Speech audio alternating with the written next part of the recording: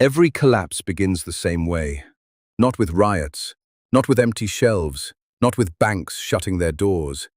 It begins with something smaller, quieter, almost invisible, a moment when money stops feeling real. A loaf of bread costs twice what it did last week. Your savings buy less. Your salary buys nothing. Your parents say, "I've seen this before." And the world quietly shifts. Because the reality is brutal. Money doesn't fail when numbers change. It fails when belief does. And when that happens, only a few things survive. Today, we're going to talk about those things, the ones people never think about until it's too late.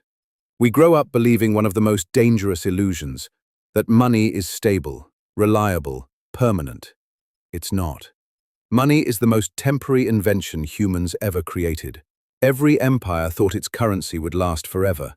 Rome, the Ottomans, the British pound in the 1800s, the Argentine peso, the Weimar mark, the Zimbabwe dollar, Lebanon's lira, Sri Lanka's rupee, Venezuela's bolivar.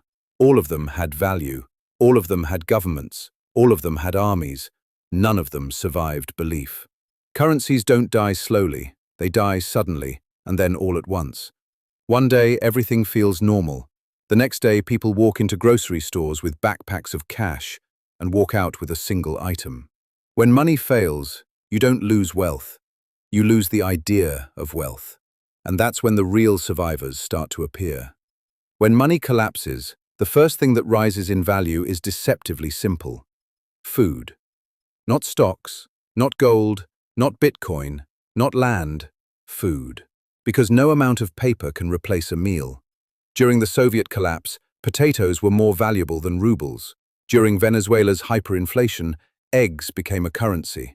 In Zimbabwe, bread became a symbol of collapse. You can negotiate price, you can negotiate salary, but you cannot negotiate hunger. This is why governments fear food shortages more than currency collapse. Because hungry people don't protest, they revolt. Food is the first survivor because it answers the oldest human question. Can you keep your family alive for one more day? Money can't. Food can. The second survivor is something most people underestimate. Skills. Not degrees, not certificates, not knowledge. Skills. The ability to fix, build, grow, repair, organize, protect. In every collapse, people with real abilities become the new elite. Mechanics, farmers, carpenters, doctors, electricians. People who can do things. Because when the money system breaks, the barter system returns. And the barter system has one rule. You are worth what you can do, not what you say you can do. People with skills never collapse with the economy. They float above it. Because skills are a currency no government can print and no inflation can destroy. It's ironic. Money was invented to avoid needing trust. But when money fails, trust becomes the only currency left. In Argentina's crisis, people traded with neighbors they trusted. In Greece, informal networks saved families more than banks did. In Lebanon, who you know became more important than what you own. Trust accelerates survival. People share food with those they trust. They warn those they trust. They protect those they trust. When things collapse, you don't need 100 friends. You need 5 people who won't leave when things get ugly. Because the truth is simple. When money dies, relationships keep you alive. Utility means one thing. Are you useful? Not nice, not intelligent, not entertaining, useful. The people who become irrelevant in stable times become essential in chaotic times. The guy who knows how to fix a generator, the woman who knows how to purify water, the neighbor who knows first aid, the uncle who can negotiate under pressure, the kid who can solve problems with no resources. Societies don't collapse equally. They collapse selectively. And the ones who survive are rarely the richest, but always the most useful. Utility has always outlived money. People imagine collapse as a lone wolf scenario. It's not. Collapses are group events. Human resilience is a collective trait. Communities survive what individuals cannot. During the Great Depression, towns survived because people shared food. In Japan's post-war reconstruction, communities rebuilt together. After every currency failure, neighborhoods cooperate before governments respond. A single person can panic. A community stays disciplined. A single person can be overpowered. A community protects itself. And in the darkest moments, a community becomes a shield. That's why community is a survivor, because humans didn't evolve alone, we evolved together. Now we reach something most people misunderstand: assets. But not the ones you think. Not stocks, not crypto, not digital numbers in an exchange. Real assets. Land, water, tools, livestock, energy sources, storage, infrastructure. Something physical, something useful, something real. During hyperinflation, people with productive land never collapse. During currency failures, those with generators become power companies. During financial chaos, tools become income. Assets that produce survive. Assets that depend on belief don't. That's the difference. A printing press can destroy your cash. It cannot destroy your farmland. Now we enter the psychological part, the part people ignore. Stories. This one surprises everyone, but it's the most consistent survivor. Throughout history, the most durable form of value was not gold, or silver, or currency, or trade routes.